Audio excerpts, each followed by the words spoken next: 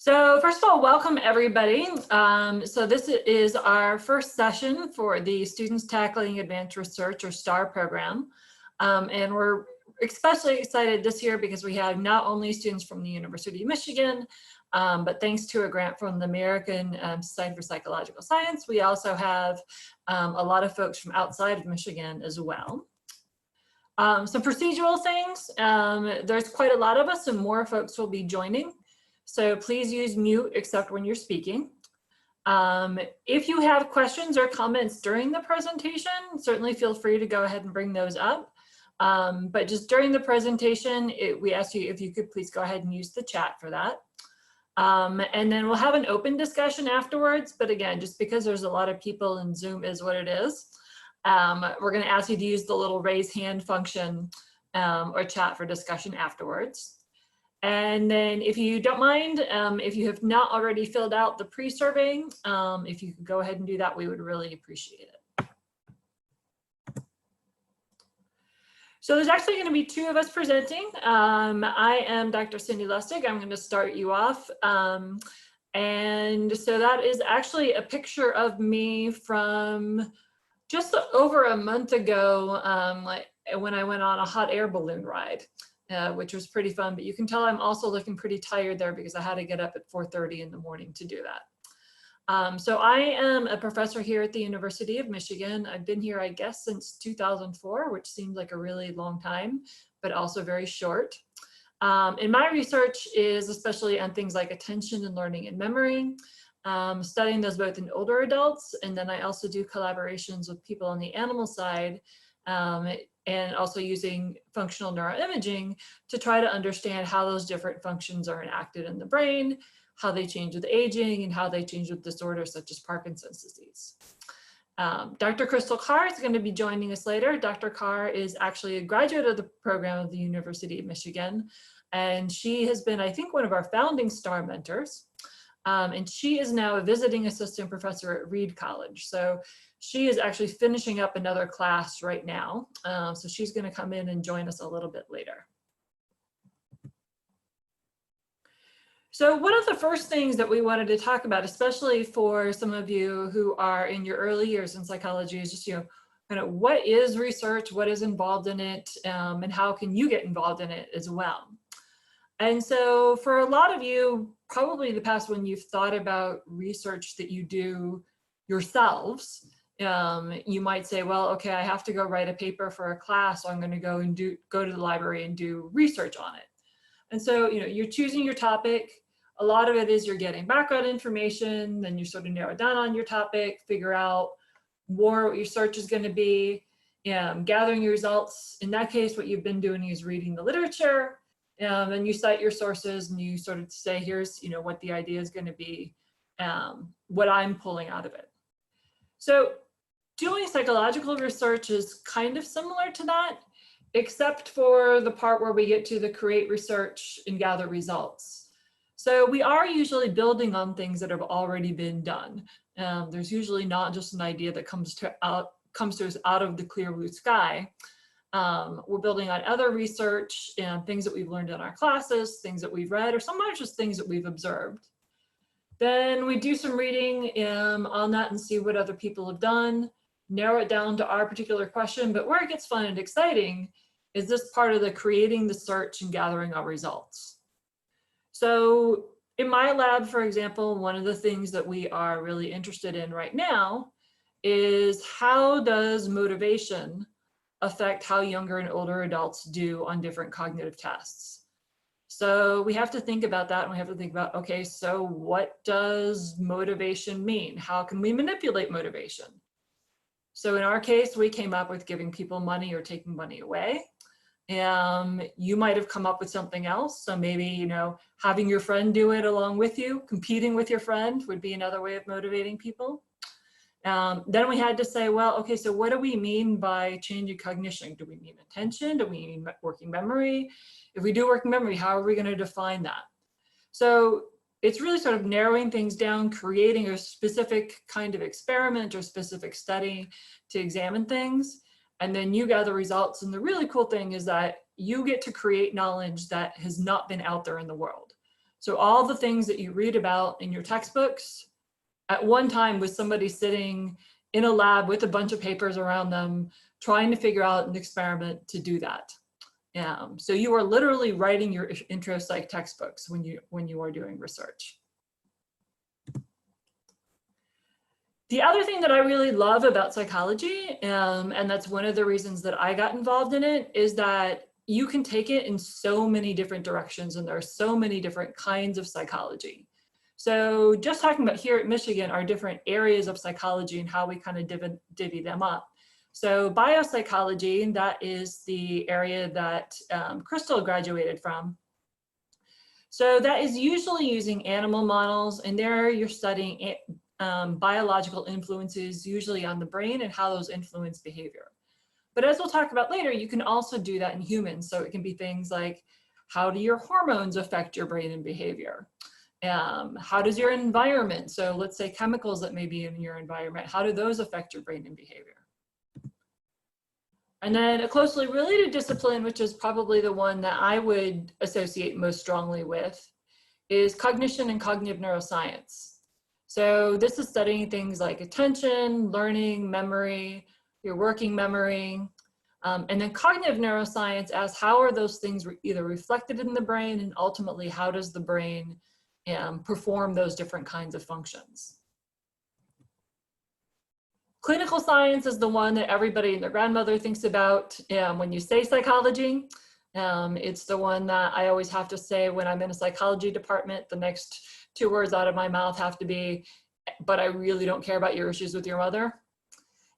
So clinical science is basically understanding and often helping people with mental health and mental disorders.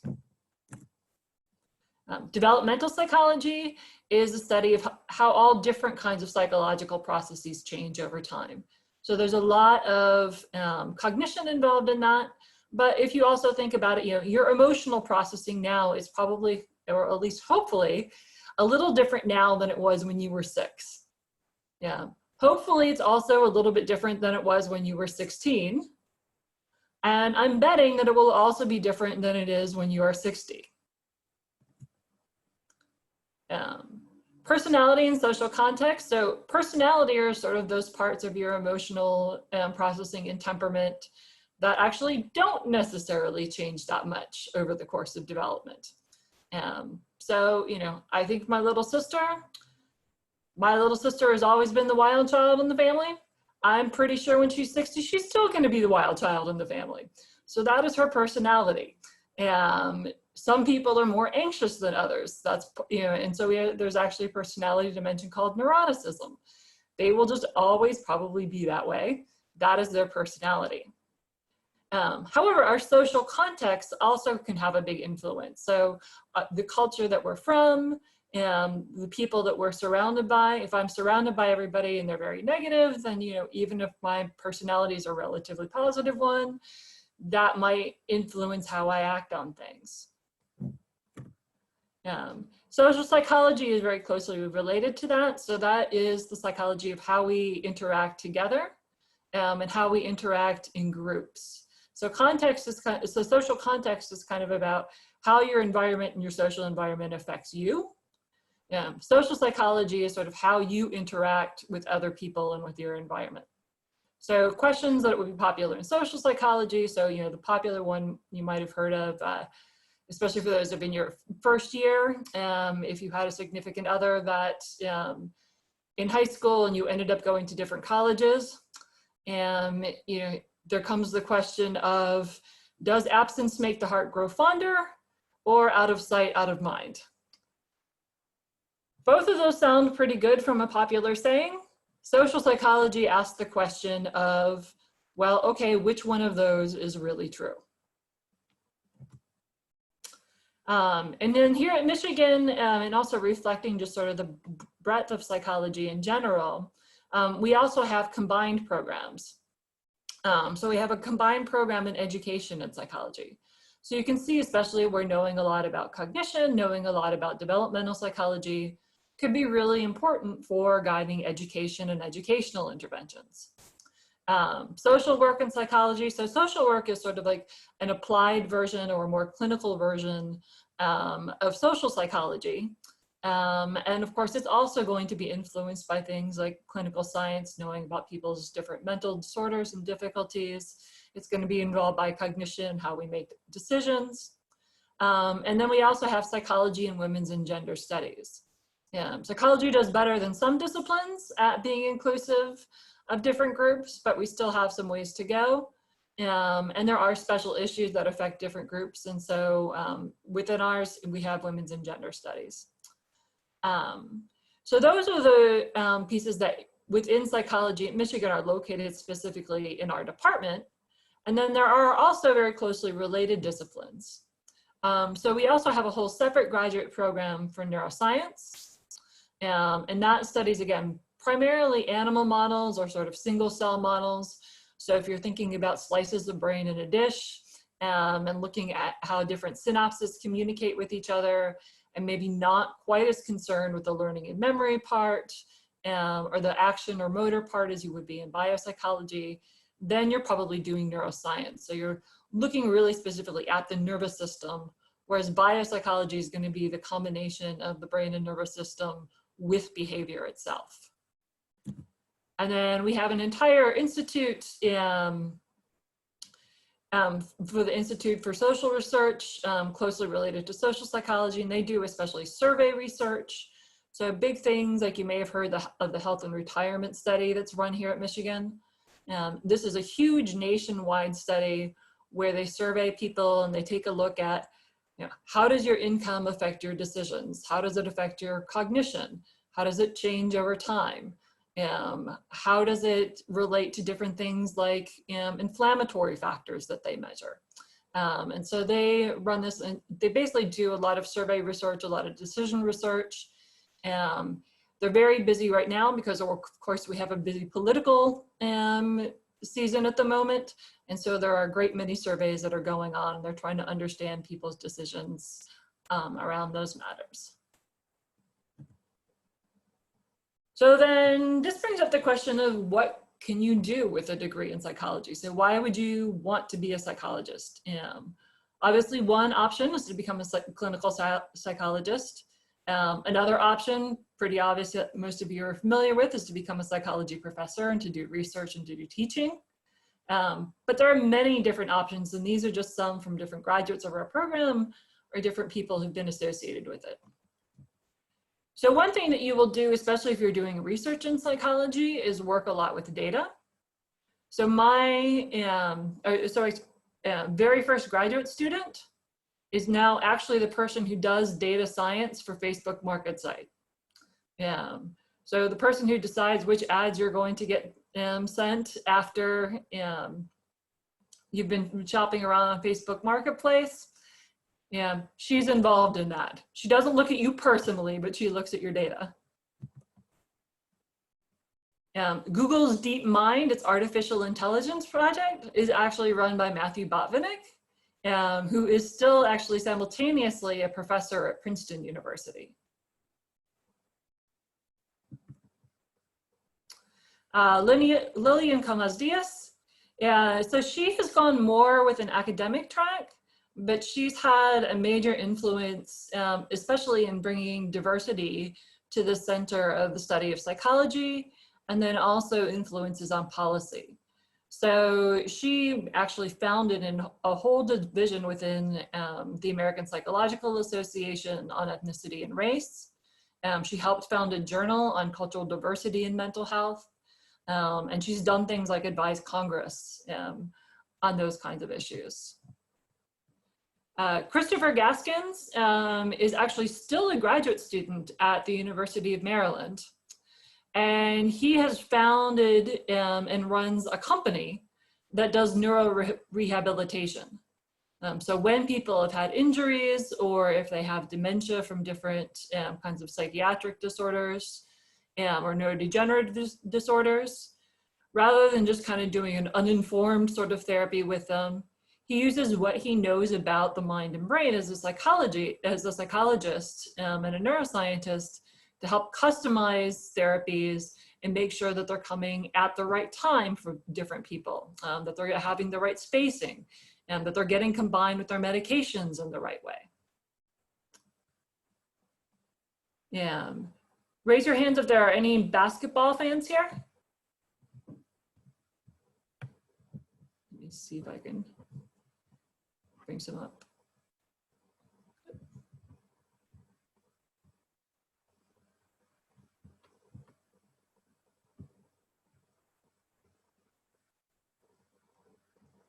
Okay, we're not having too many, or at least nobody wants to volunteer. So Tim Duncan, some of you, if you are secret basketball fans and not wanting to reveal yourselves, he's a retired San Antonio Spurs power forward, and he's widely considered to be one of the best forwards in the NBA of all time.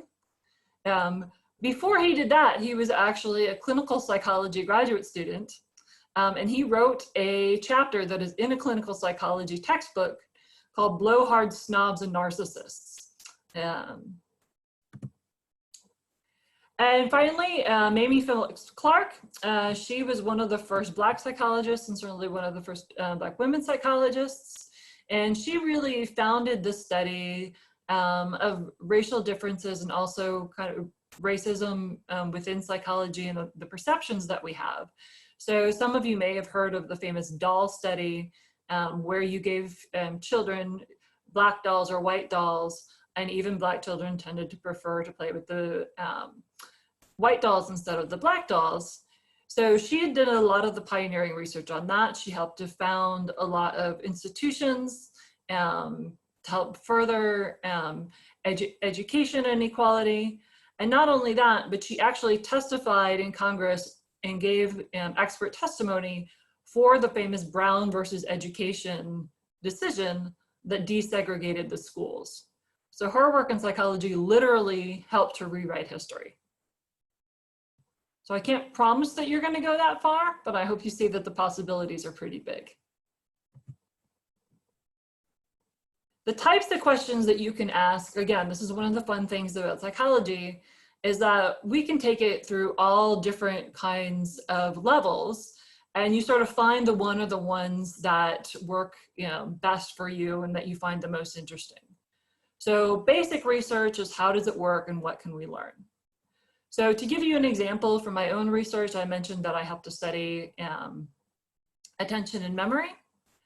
So some of the basic research that I do, especially in collaboration with my animal collaborator, Martin Sarter, is he will take a look at rat brains and he will take a look at how a neurotransmitter called acetylcholine affects the rat's attention and also how it affects the functioning of their nervous system. I do neuroimaging, and then we test people within the same kinds of paradigms that he's using to test rats. And then we ask the question of, well, okay, when the humans are doing the same things that the rats are doing, do we see increases in brain activity in the same spots and in the same ways in the human brain that we would expect based on what we observe with the rodents and the acetylcholine? So, that then starts to get into this translational research. And then we begin to touch on clinical research because we also collaborate with people over in the medical school who are taking a look at patient populations, like people with Parkinson's disease who have declines in that cholinergic system. And then we ask the question of how is that related to their attention and to their vulnerability to falls? And if we give them this medication, could this possibly help to improve both their attention, and how does it do that, right? So it's nice to know that it improves their walking, it improves their ability to avoid falling, but in order to really make it useful, we want to know why that is, because that's going to help us refine the medication. It's going to help us understand the situation a little better. So you have basic research, you're just asking it because it's an interesting scientific question. Translational research is kind of in the middle. You're kind of asking like, okay, is there some potential applicability to this in the real world? And then clinical research, you're sort of saying, okay, it looks like this works at least sometimes. What are the effects? How well does it work? Should we be recommending people take treatment A or treatment B? And that will often be sort of, really specified to a particular syndrome, so Parkinson's disease, schizophrenia, and so on.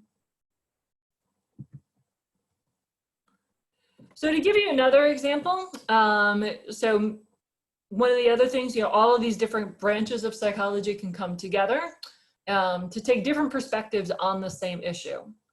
And so one that we study from a lot of different perspectives here at the University of Michigan is the question of addiction.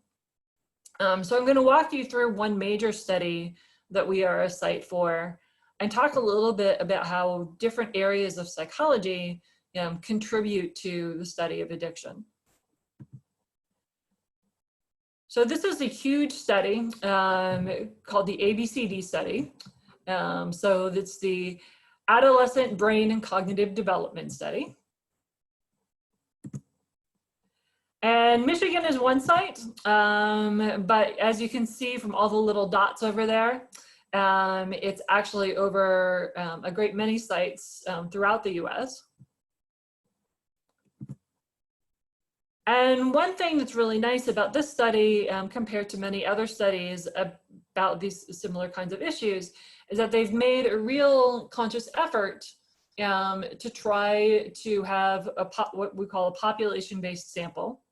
So a lot of times in psychological research, we have a problem where we have white, upper middle class people overrepresented as our subject populations, and we don't necessarily know, does that generalize to everybody? So they've tried to be very careful to balance for things like race and ethnicity, and actually, if anything, to overrepresent some of the ethnic minorities. And so you can kind of compare the stats here to, this is what we have in the total US, according to census data. And then this is, the number, the percentage that they've matched within ABCD. And they're studying thousands and thousands of kids. And the idea is to try to create a growth chart for brain and cognitive development, just like you would for height and weight on a baby, right? So, when somebody gets born, if any of you have a little sister or a little brother, or maybe a little cousin, the parents are probably very proud of them because they're like, he's in the 90th percentile of his growth curve. And so, it's sort of where the child is at relative to where you would sort of expect them to be based on their age.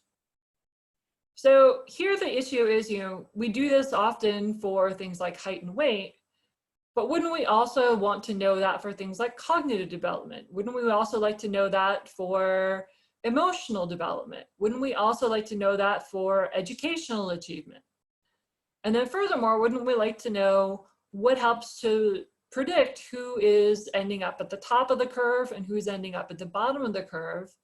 And if we can identify those differences, then maybe we can get into translational and clinical research and start to say, well, okay, now we know what predicts success. Is there some kind of intervention that we can come up with that will help to promote success? So at the moment, so ABCD is in some ways I would say more of the basic and the translational components, because they're really asking here about prediction. They haven't done interventions yet. They're looking to see what are the factors that predict both how successful somebody is in terms of their cognitive achievement, in their educational achievement. And another very big question that they're interested in is what predicts vulnerability to addiction. So you can have two kids growing up in the same environment, having the same income, and so on and so forth. But one of them ends up becoming addicted to substances, the other one does not. So what helps to predict that? So it's a huge study with a lot of kids. It's also a huge study in terms of the number of different measures it takes. So in terms of physical measures, they take height, weight, baby teeth, genetics, and hair analysis. For the baby teeth and the hair analysis, they're actually using those to get a measure of things like, like nutrition and environment, and asking how those affect things like brain development and emotional and cognitive development. Likewise, they're also taking a look at hormonal influences. So how do things differ for boys versus girls? How do things differ once people hit puberty? A lot of people, if they're going to start down the path to addiction, they will start that when they are in early to late adolescence. So what predicts who, can smoke a cigarette and put it down, and what predicts who smokes a cigarette and then all of a sudden becomes a smoker? They're also doing assessments of mental health. So this would be especially related to clinical science, asking about what causes vulnerabilities to things like depression and anxiety. On cognition, as I mentioned, they're already measuring educational achievement. They also have them do a number of tests, both with paper and pencil and within the scanner, and taking a look at sort of not only the child's ability, then also what does their pattern of brain activity look like? And if your pattern of brain activity looks one way when you're doing a task when you are 7, and another child does the task just as well, but they have a different pattern of activity, can that tell us anything about how they're doing the task and who's going to be more successful doing it in 5 years? Then when we get to social psychology and personality and social contexts, they also ask about things like culture.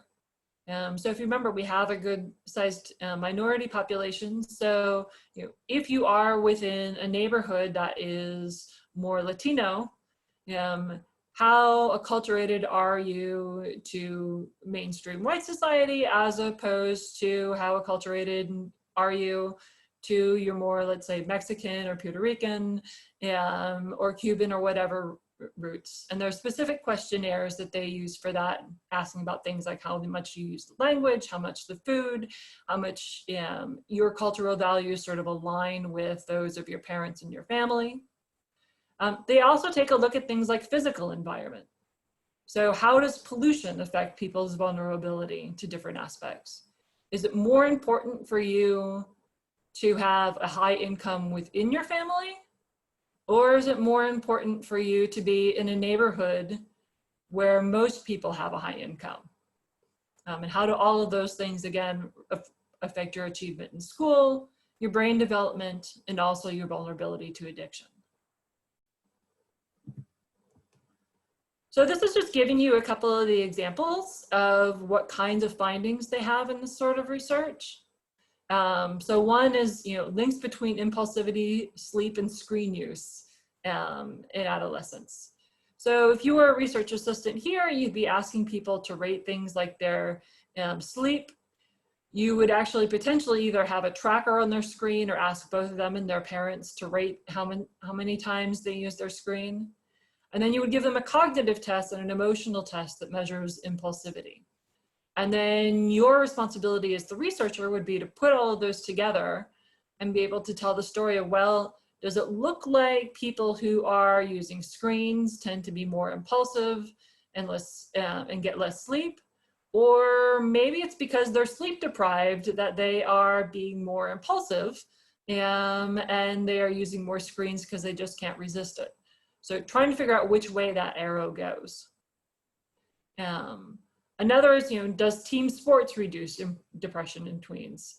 So we know that exercise tends to be good for you, but maybe there's something special about doing exercise together and socializing, something which many of us miss because of COVID, as opposed to doing exercise on your own. So another one, so that you can see, you would be combining in some ways both social psychology, biopsychology, and clinical science for that kind of a question.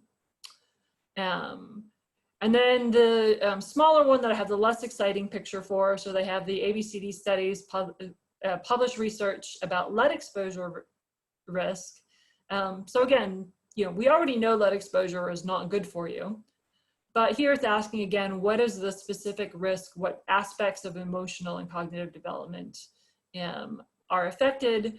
And how big is the effect? If you want to go to Congress and say, look, you really need to give us money to fix this, you need to be able to have documentation and show this is a big effect. and here's who it's affecting, and here are long-term consequences of that. So again, this brings us to the issue that the ABCD study is asking some really basic questions, but on the other hand, those could potentially lead to new policies and interventions and have an impact out on the real world. So as we talked about, it's asking about what are some factors that contribute to achievement gaps. And again, if you provide that data to Congress and to other legislators, then you might get curriculum school program changes. And one of the reasons we have school lunch programs these days is that we know kids going hungry is bad for their cognitive development. How prevalent are traumatic brain injuries among student athletes, and do they influence educational achievement? So in the previous slide, we talked about a potential benefit of team sports, but maybe you want to weigh that against potential injuries and see, is this really a good thing for us to be recommending, or if we are going to recommend it, how do we make sure that it does more good than it does harm? Do certain extracurricular activities, such as athletics or music, lead to better health and educational outcomes? So it's not part of ABCD, but there's another study that's very interesting that's taken children that, in Chicago that have very low language exposure because their parents are low income, they have to work 2 jobs, they just don't get to spend as much time with their kids as they would like to. They've put them into music training, and they found that their language and reading development shows terrific benefits as an effect of that music training. So then you might implement after-school programming if you can see those beneficial effects. And does use of substances such as alcohol, tobacco, marijuana lead to the use of other substances? And how did those substance use affect learning, excuse me. So yeah, you know, one thing that has become pretty popular these days is across different states is legalization of marijuana. You might have one opinion about the legalization of marijuana if you thought it affected risk for addiction and then people's learning in one way. You might have a different opinion about it if you thought it affected things the other way. But what we really want to know is not just to have an opinion, but to actually have the data, know the effects, and know who is at risk. So maybe for some people it's okay, maybe for some people it's a bigger risk. We want to be able to give them the information so that they can make their decisions. So if you are a research assistant in human research, typically what you're going to do is you're going to help set up the lab and the experiment. So you might do things like, you know, sort of set up the testing supplies. If you're more advanced, you might even help to program some of the experiments and do the computer programming that we use to test people. A lot of times what people in my lab find the most fun, especially working with the older adults, is recruiting and testing the participants and working with them. So here's where you really pick up your people skills. Other people really like working with the data. So maybe you're watching videos and sort of scoring how many times people do an activity. Maybe you're taking a look at how they did on the cognitive test. And then you're analyzing that and you're seeing, okay, well, I know what happened with this particular person that I tested, but what happens, you know, for 50 people? What happens for 500 people? How does that relate in my cognitive test to what I know about their lead exposure through their baby teeth? And then the other piece that you do is you say, well, okay, I have my piece of knowledge. How does that fit in with everybody else, what everybody else knows? And then where's the new contribution that I get to make? So before I go on and turn it over to Crystal, so let me ask, are there any questions that folks want to ask in the chat before we go on?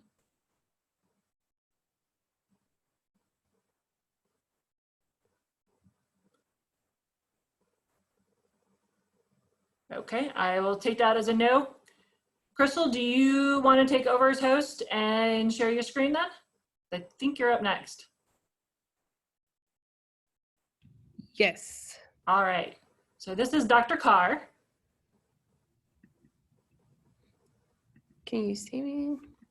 I can see you. Okay. I'm not seeing your screen up yet. Now I think it's coming. Perfect. Okay. Well, hello everyone. Nice to be here. I was here earlier, Cindy, when you were giving my introduction, but I said, why not just let her go ahead and introduce me? And so this mouse here is my cue. So again, she mentioned that I did my PhD at the University of Michigan. I use animal models to study addiction. And so for this part of the presentation, I'll talk about kind of what it'll look like if you were doing animal research. I'll talk a little bit about my personal journey, and then a little bit about my specific research. And so I first wanted to start off kind of with the hierarchy of labs to orient those of you who may not have research experience or may not completely understand like what's going on. And so currently I am a primary investigator. So at Reed College, I am a visiting assistant professor. So in addition to teaching, I have lab space. I'm able to conduct experiments. When you think of a PI, it's the person who gets the grant funding, the money to conduct the research. I like to think of a PI also as like a think tank. And so when you're a graduate student, you have your PI or your mentor and advisor. You know, they've been studying a certain question in the field for more years than I've been alive. And so, of course, the PI would kind of know a lot about the field and they'll help guide your different thoughts. So you can, of course, have your own ideas as a graduate student, as an undergrad, but of course the PI is going to kind of help shape your ideas and say, hey, that study has already been conducted. Maybe we can look at it in this way instead. And so that's kind of the person who's running the lab. And then at the next level, we'll have the graduate student. So again, I was a graduate student at the University of Michigan. My PI was Terry Robinson. Also under the principal investigator, you'll have postdoctoral fellows.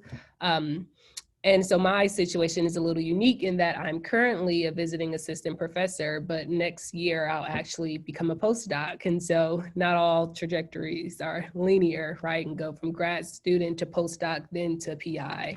I went from graduate student to PI, and then I'll become a postdoc at UNC Chapel Hill next year.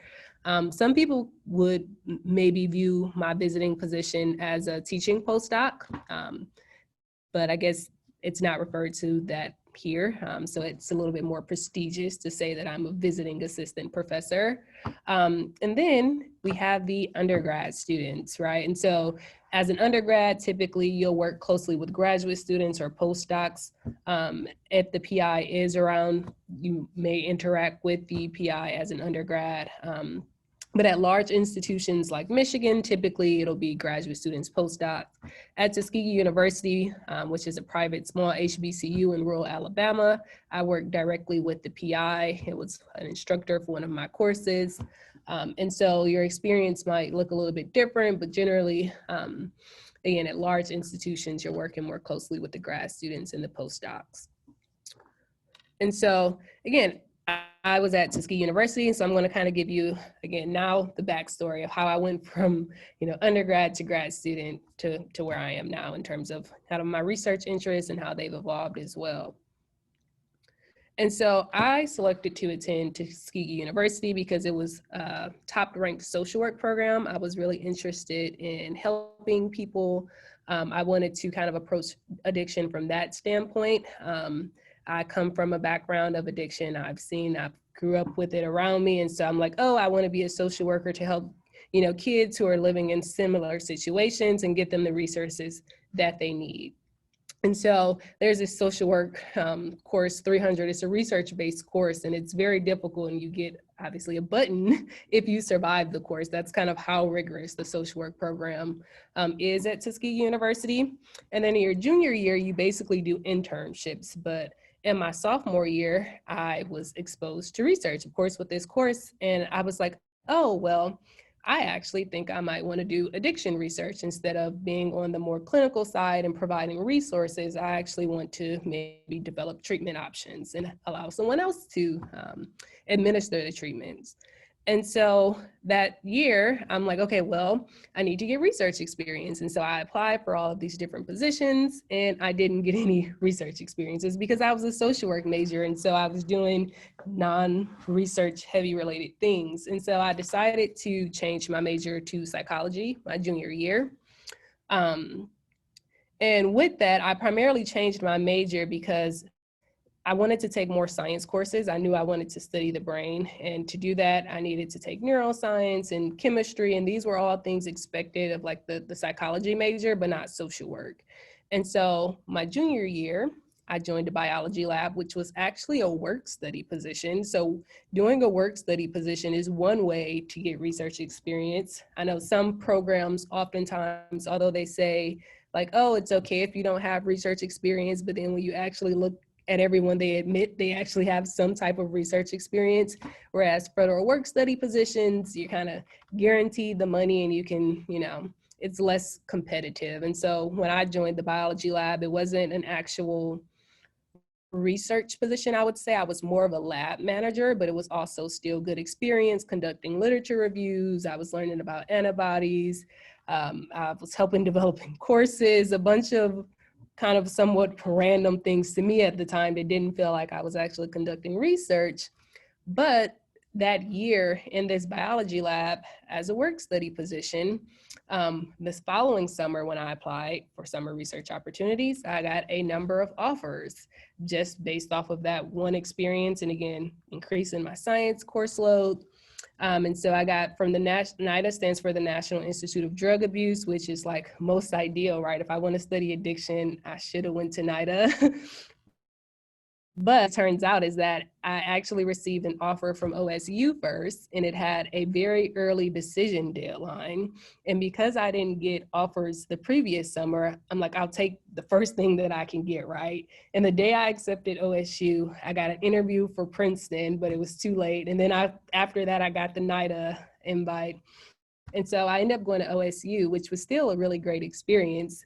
And there, oh, I also, at the very bottom of you see, I also got an offer from Purdue and I applied to the University of Michigan Summer Research Opportunities Program 2 years in a row and never got in, which is fine. I mean, spoiler alert, I did get in for grad school, but it's okay. I kept applying to the University of Michigan because I knew I wanted to be there.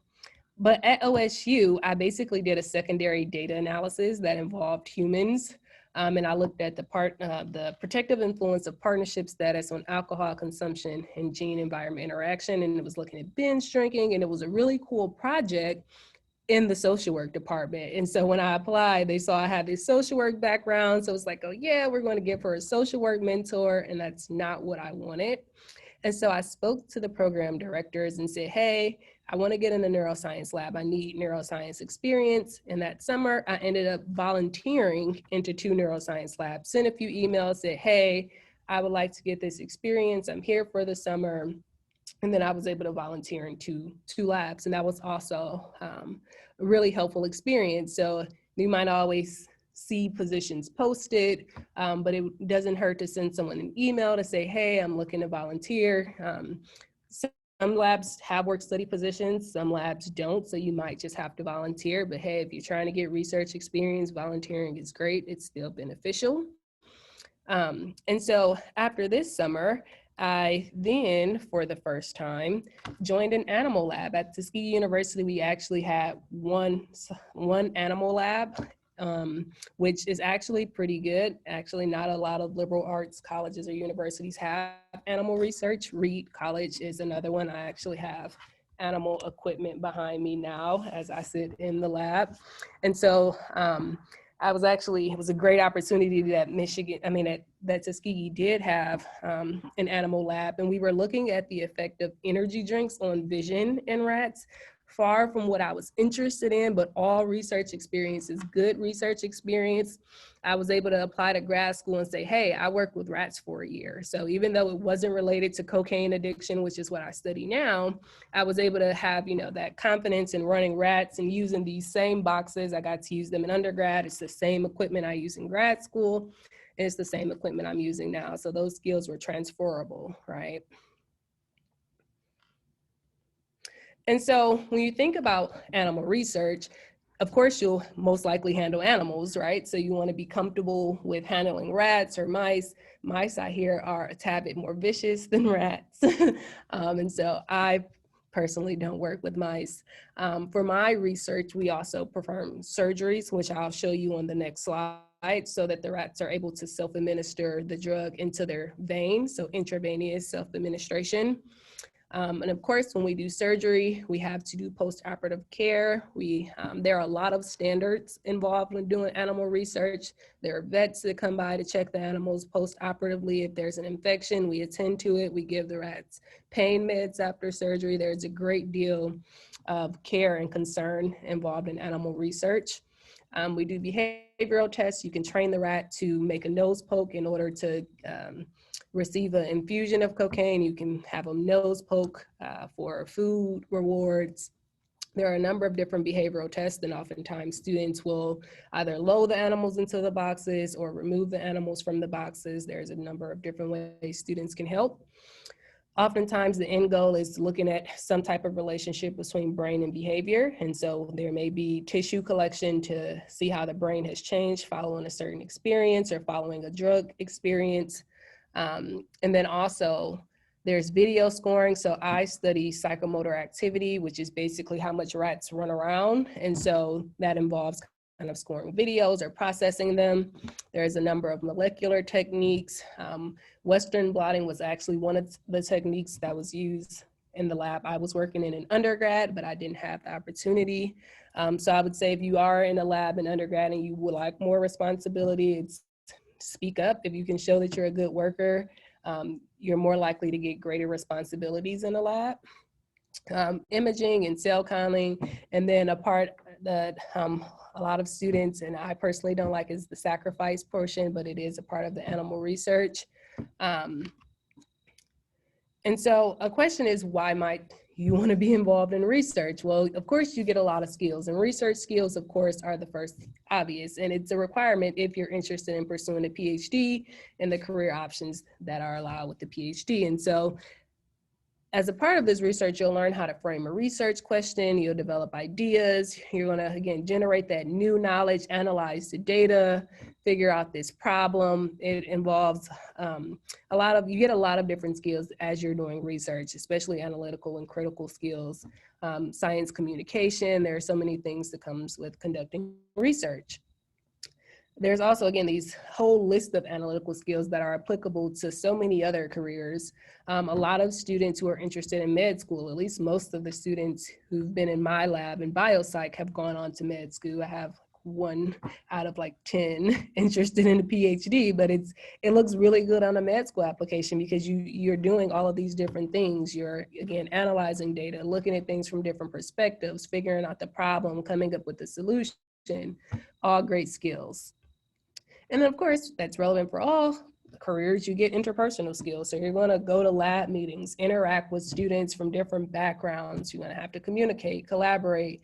Science requires a great deal of patience, especially within the biopsych areas. You'll repeat and repeat and repeat. And so this is one of the reasons, a number of reasons, you get all of these skills, and you also get letters of recommendation when you do research. It's a great way to, especially if you're at a large institution like Michigan and you're in a class of 150 and you can't really build a relationship with the PI. If you get directly in their lab, they're more likely to notice you. You can build those relationships because you're also helping them. Being an undergrad conducting research is a very mutually beneficial relationship. You're doing tasks that we may not want to do or we need help with. And so we greatly appreciate undergrads, and you can get glowing letters of recommendation for whatever it is you want to do next, whether that's go to grad school and get a PhD, med school, etc. And so I, of course, took the PhD route. And I also did not take a gap year before applying to grad school. So my senior year, I was taking 18 credit hours.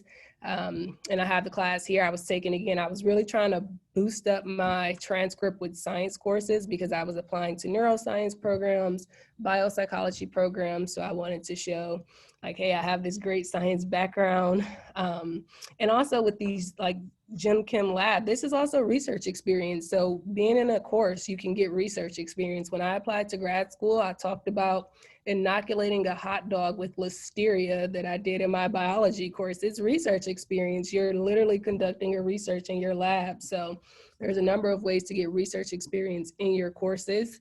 And there are also research courses that are designed to get you in a lab and actually, say within a biopsych lab, right? At Michigan, we have courses that are all research and you just conduct and help someone with a project. And so I got all of these different interviews for Michigan. And amongst everything, I also pledged a sorority my senior year while applying. And so I had a very heavy load, but it's definitely still doable. And of course, I accepted the University of Michigan. They finally accepted me back and they let me in. And so at the University of Michigan, I worked with Terry Robinson, who's something like a big deal in the field of addiction research, him and Kent Berridge. I have on their next slide, kind of the theory of addiction. And so I personally worked with a lot of undergraduate students here. Although I'm the graduate student, I look like the PI already because these are all of my undergraduate research assistants. Animal research, again, you can be a large study. It's not large ends like human research, but running 40 rats with, limited equipment can require a great number of people. And so this is, again, Terry Robinson, and they, with Kent Berridge, they came up with the incentive sensitization theory of addiction. And so I see we're kind of short on time, so I won't go into a great deal. I'll kind of just speed by this. And so basically with the theory, they talk about dopamine and how that's involved in reward, and that it doesn't mediate pleasure or liking, it instead mediates craving. And so that's how much you want the drug. And that repeated drug use results in increased dopamine transmission, and that results in a hyperdopaminergic state. So greater dopamine neurotransmission is greater wanting, and an increase in a drug effect or increase in dopamine, that's referred to as sensitization, whereas tolerance is a decrease in a drug effect. So here we're saying that there's this increased dopamine neurotransmission associated with the transition to addiction from casual to more compulsive drug use. And then again, this dopamine sensitization is resulting in this pathological drug wanting for incentives. And so this, when we think of addiction, we think of it as being pathological, compulsive drug seeking, despite everything else, despite, your work, despite your family obligations, you're instead seeking drug pathologically. And so this is just kind of a breakdown. Like our catheter here is what we end up implanting. And this is kind of a beauty of being in the lab. You get hands-on experience. Students create these catheters from these parts. And then this is a rat recovering from surgery. She's totally fine, just a little wiped out from, the ketamine and xylazine we use. But she's recovering just fine. But you can see here that the catheter is implanted there. And then I have this kind of task management system. This is one of my undergrads. When they come in, they know exactly what they need to do. There's a surgical record. They have to give the rat Rimadyl, which is for pain, flush it with saline. If their skin is looking somewhat infected, they need to clean it. Again, like I said, there's a lot of stuff that goes into animal research, and we take good care of our animals. And then this is an animal that's set up for self-administration. So when the rat hits this lever, there's an infusion pump through the tether, and the infusion goes into the catheter, and the rat is able to self-administer. And so I have a video here that shows a rat self-administering. And so that light is coming on. That's the cue light associated with drug self-administration. So each time they hit the lever, the cue light comes on, they get the cocaine. And then these are just some other little notes about what's happening. But when the light comes on, you'll see the rat is running around a lot, right? Because cocaine is a psychomotor stimulant. And so the rat, and this is what I do. I like kind of basically record how much the rat is going to go from one side of the chamber to the other. And again, I look at how this increases across time because psychomotor sensitization is addiction relevant. And so once the rat is finished in self-administering, I have undergrads that'll come in and take the rat out, turn off the cameras, write down the data, and they'll do all of these different tasks. They'll also kind of do some analysis, again, scoring each time the rat is going from one side or to the other. That's referred to as a crossover. This is the paper from all the videos that I showed you, the data the students were analyzing, a great deal of student effort went into publishing this paper, which was the culmination of my dissertation experience. There's 4 experiments in here. Here's a little bit of the data. We looked at sex differences, and we see that females are showing a greater increase in crossovers across sessions compared to males. Within the literature, it appears that females are transitioning to addiction more faster than males. And so there's a great deal of research studying sex differences in addiction. And then just to kind of summarize these various ways to get involved in research, again, there's courses at Michigan. Those specific courses are Sci 326 and 331 that are specifically dedicated to research experience. But again, you can do bio, chem labs, you'll get some research stuff there. Work study, if you're eligible. Summer research programs, I did actual SROP, which stands for Summer Research Opportunities Programs, but there are so many more in their presentation. And then you can also volunteer. University of Michigan also has these unique programs. There's a portal. We have UROP, which is similar to SROP, but it's during the academic year for UM students. And then we also have the Star Scholars Program, which we'll talk a little bit more about.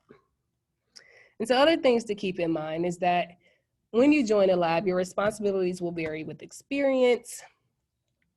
You might have lab meetings, which are great to, again, talk about the literature. It brings people together. By being in the lab, if your school has it, you can probably do a senior thesis or honors thesis. The longer you're in the lab, the more likely they're allowed, they are willing to let you do an independent project, especially with animal research, because it's really expensive. So if you were to just try to come your senior year and say, hey, I want to do a thesis, like, but what experience do you have? So you want to try to get involved as early as possible within the lab. And then that thesis could also be published, which is also great if you're interested in the PhD route. And so last thing kind of say here about STEM fields is that, there are misconceptions and it's being too hard. It's really fun. Animal research is fun. And it's, you just got to put your mind to it if it's what you want to do, studying the biological basis of behavior. It's a really interesting field, and animal research is pretty cool. And also human research. I'll be doing human research in my postdoc. I'm interested in the translation, exactly what I'm doing with the animals and how it relates to humans. Because again, we're studying addiction, right? There are no FDA approved medications for cocaine addiction. So there is still a lot of work there for me, and you too, if you're interested. And so my advice would be to network as much as you can and to have fun. I mean, in undergrad and grad school, the cool thing about research is it takes you to conferences. There was a conference in New Orleans. This conference was in San Diego. This conference was in Europe, and it's paid for by the university. So all expense paid fun to talk about research and cool ideas. And again, it's so many things to try to do while you're in an undergrad, and just want to let you know that it is okay to take self-care. It's okay if you're not able to get in the lab this year. There'll be more opportunities. You want to make sure you're taking good care of yourself. And then this is it for questions. And I know we're kind of short on time, but also a reminder of the other upcoming workshops that we will hope that you all attend. And then Cindy. So unmute myself. So does anybody have any questions or comments for us? Let's see if the chat pull that out.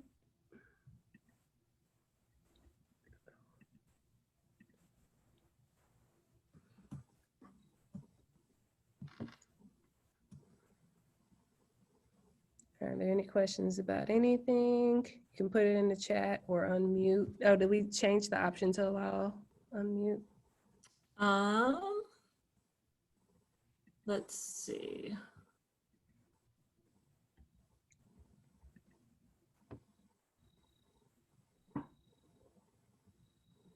Yes, participants are allowed to unmute themselves. Okay.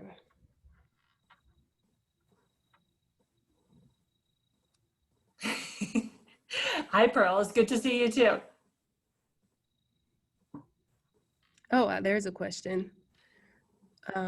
It's what's the best way to build up experience so that you look more favorable when applying for research opportunities. And so, yeah, I would say if you are applying to research opportunities, right, and they are kind of looking for some experience, I would say, again, you can focus on that experience you're getting in your classes if you're having lab-based learning. And then there's another question too. Because yeah, it's hard to say like, hey, you know, I want to be competitive for research experience and I don't have it. But the great thing about STAR is that, you know, some of our students don't have research experience, and by being an exposure program, we're introducing you to graduate students. We're basically a part of your network. So I could say, hey, this student is my mentee. I can go ask my graduate student friend that does research that they're interested in and say, hey, this is a great student. Would you give them that opportunity, right? And so that's why I said it's very important to network, right? Cindy, do you want to add anything? Yeah, although Monique, I think you should be unmuted now. Let me try again.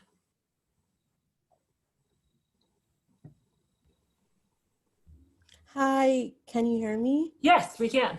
Hi, yes. So I have a question about research since this is a little different for me. So I'm an international student and I go to school in Jamaica. So we don't have formal labs. A lot of the professors here, they don't do research. So it's really hard to find research and those opportunities that exist, that they're reserved for the master's students who are studying clin psych at the university. So I was wondering, like, how do international students navigate research opportunities in the United States? Like, can we apply for research opportunities? Like, do they make provisions for other students outside of the US to come and do research?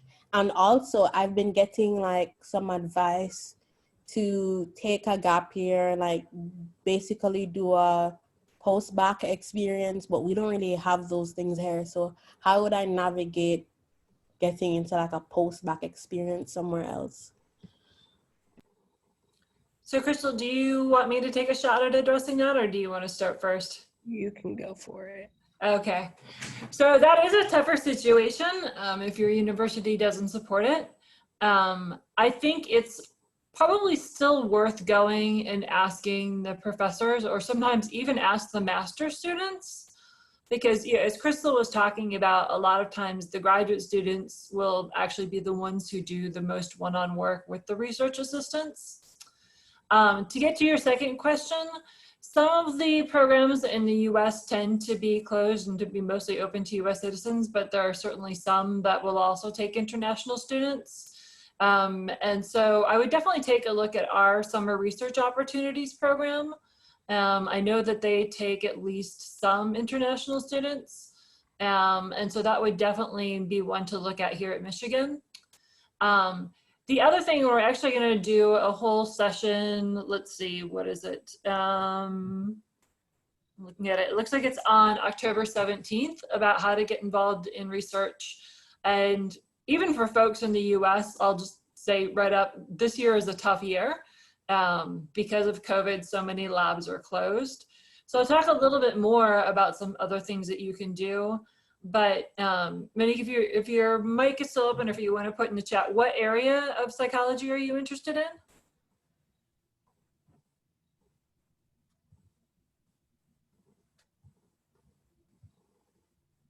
Giving me a hard time about unmuting you. Clinical, okay.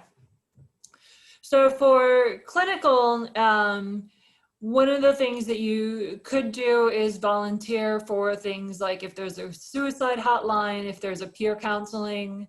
So when I was an undergraduate, the person that I was dating really wanted to do clinical, and there was no really peer counseling thing available on campus.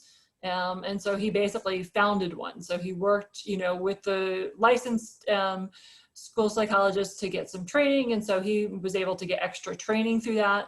And then that looked just amazing on his CV when he was applying, saying like, look, I founded this program and it's ongoing. For other areas of research, like one thing that I just advise everybody is statistics, learn R and some of the other programs. And a lot of that is available free in the courses that are available free, and programming. So if especially, that may not be quite as relevant for clinical, depending on if you go like for a program like ours where it's clinical science, it would be highly relevant. If you're going into clinical practice, it might be slightly less relevant. But things like Python, MATLAB, those are great things to learn, especially, again, potentially less relevant for clinical, but super relevant for things like cognition and some of the other disciplines.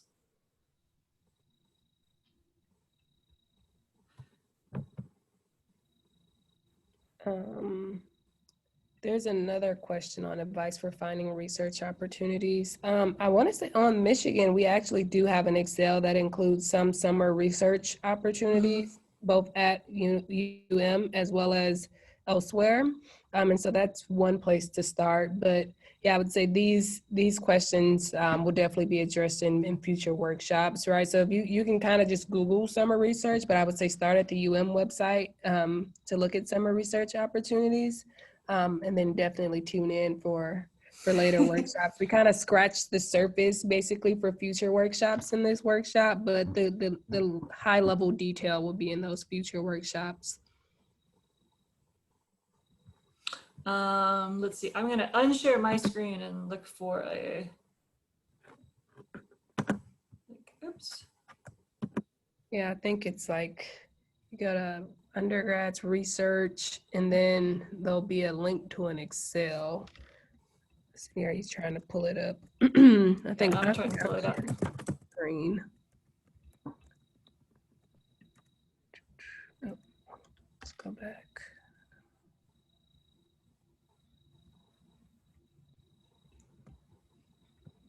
So I'm going to put one quick link into the chat. Okay.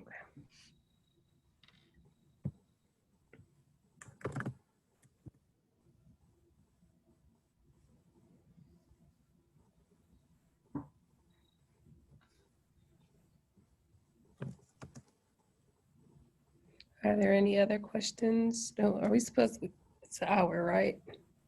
Yeah, it's about an hour. Okay. So. Oh, I see a hand. Okay. I just asked to unmute. I'm a freshman and I'm in the Europe program right now, and my intended major is BCN, but I'm pre-med. So I was wondering regarding applying for the STAR Scholars Program, is it more focused for those pursuing a PhD? And I guess I would consider myself like having research experience since I'm getting a project this semester, but like, should I still apply maybe to this program, or is it mainly for those who like won't have a project? We aim it more at folks who don't have a project, because you are already getting some of the experience through Europe. On the other hand, the application isn't that long, so if you think you can make a case for yourself, then go ahead and apply. Okay, thank you.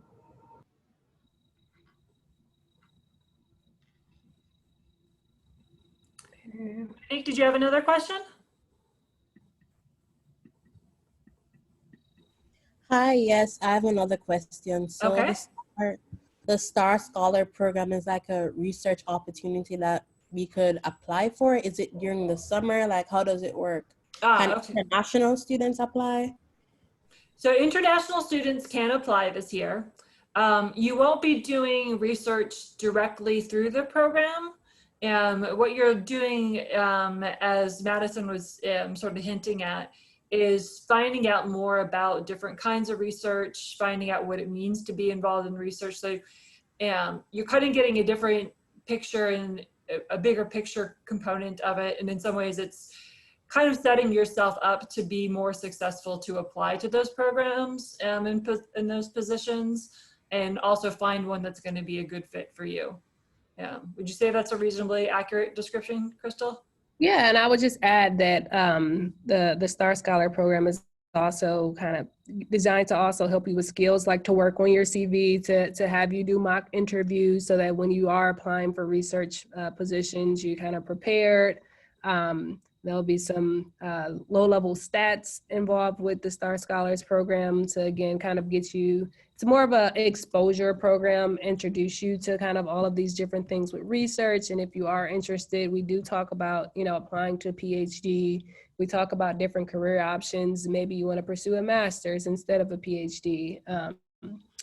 And so there are still some students who are in the Star Scholars program that are interested in med school. It's not that you have to be interested in the PhD, it's because it's an exploratory program. So if you're not sure exactly what you want to do, or you're not sure the type of research you're interested in, that's what Star Scholars is for, is to help you kind of explore these different things. Yeah, and Monique also asked about when the application link is available for the winter one. So it is available now. So the fall seminars, we're just asking folks to register for, and then the winter, we're going to work in smaller groups so that when there is an application. So I've just put the link for that into the chat.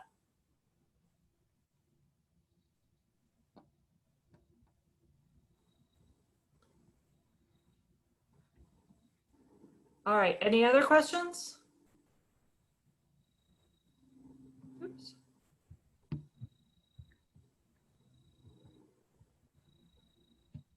All right, I'm not seeing any, so I'm going to say thank you so much. And thank you also to Dr. Carr, and wish you all a wonderful day.